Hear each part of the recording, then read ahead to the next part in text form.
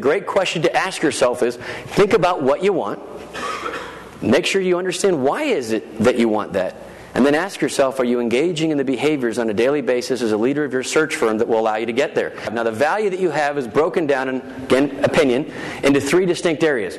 Relationships, that's the culture. Do I like who I am better when I'm around these people? Does this environment allow me to be more successful? The second one are the resources, the infrastructure. What are the things that are offered that allow me to drive better value? And the third one is, as a result of the culture and the infrastructure and the financial systems, am I able to make more money in this organization than I otherwise would have on my own? Those 3 areas are the 3 areas that really make up, in my opinion, an organization. The 3 pillars of that organization: relationships for culture, resources and infrastructure, rewards and economics. Think of these things as 3 fires to constantly and continuously stoke, to throw wood in each fire. As a leader is what your job is. So I got to work on making our culture better. I got to work on systems, and I got to work on economic things. All of them are not mutually exclusive. Or they look at them like they're choices. We either pay a lot, have good offerings, or have a cool culture. Some companies say, we're going to be good at 2 of those. And those are good companies. Some companies realize these are not mutually exclusive. Being good in all 3 of them consistently and continuously and constantly, and working on developing new programs in all of them is what's critical. On relationships, the first thing that I want to put forth to you is this. I want you to think of your culture like this. Work is a place for growing personally and spiritually as much as it is professionally or financially, or else we're wasting far too much of our lives on it. So the question is, therefore, what do we do to create this culture? Because it just doesn't happen by going in one day and saying, I think we'll have a neat culture. The magic elixir is in constantly and continuously doing lots of little things. It's not one thing that makes it special. It's the continuous doing of lots of little things. So what I'm going to do is give you some of those things that you can start implementing in your organization to do it. 1, have some kind of charity event. So you go, well, I only have 3 people. Great, all 3 of you figure out a day that you can take off and go build a house for Habitat for Humanity. Go volunteer in a mentoring group with kids. Go do something that the whole office can rally around. Having trips and retreats, those are cool things. When you have a retreat and you all get away for a weekend and you go up to a barbecue, or you all go away for a hayride. Awards parties that you can get together and have. Celebrating life events. The bigger you get, the more challenging this one is. Every human being in our organization has a birthday and an anniversary at our company every year. Every human being every year gets a birthday card and an anniversary card, hand-signed, individual goal setting.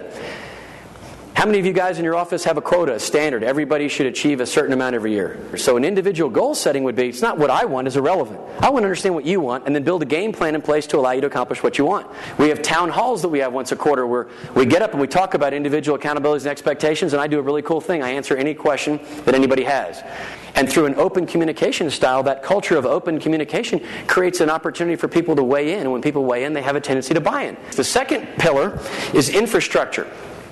These are the resources that you provide to allow people to achieve more.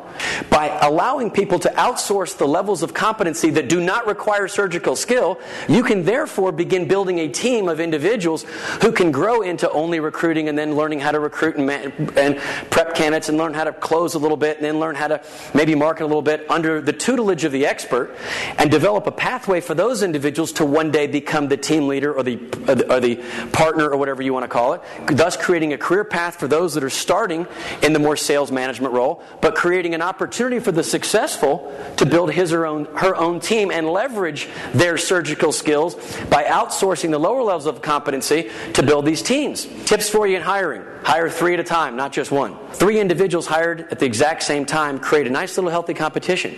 Well, what do you think will probably happen? Well, one of them will probably figure out this is not the right business in a few weeks or a month, or you'll figure it out for him. Then there'll be 2. One will probably last, maybe 8 to 12 weeks, 14 weeks. Maybe they'll make a deal along the way, and the other one will be successful. See, integral training means I'm going to teach you all of it, and you're smart enough to take your style, your methodology, the level you work, your experience, your geography, and apply it to utilize the approach that works best for you. There's not one way to cover I'm happy where I'm at. There's 10. Marketing communications. What's your brand? Do you have a brand? What's your collateral marketing material look like? What's your website look like? Are you doing new and creative things? Do you have any public relations? You may say, well, again, I'm small, I can't do that. My answer is yes, you can. You just got to do it on a more limited scale than a big business. So you don't have the ability to go out and create a monster.com name. Big deal. You've got the ability to go out and create market expertise and create the image that you want by spending a little bit of money. I bet you for 1 placement You could go out and build the most robust brand website, kick-ass collateral material, great e-marketing kind of materials, a newsletter, and a lot of things. If you hire the entrepreneur and celebrate entrepreneurship instead of running from it, and by the way, don't we all tend to do that anyway? We hire these dominant, extroverted, low-patient, nonconformists and then get pissed off when they want to go do it themselves and be rebels. Of course, that's the exact profile we hired to be successful, which is what we are. See, because they're building a business within your business. They're an entrepreneur. They're an individual that's making sacrifices to build a business. Instead of going to build it on their own, they'll build it within these walls. And you promote that business in a business. Ultimately, at the end of the day, true equity means open book. It means I get to know everything about a company. Here's the funny part that most people freak out about. It's like, oh my God, if they do that, they know what I'd make. Well, here's what I'll tell you. If your business does $1 million, I tell you this with all sincerity, and you think, well, we pay out $500,000 in commission, and there's $200,000, $150,000 of overhead, and therefore I make $350,000, and they'll just freak out. They think you make the whole $1 million anyway.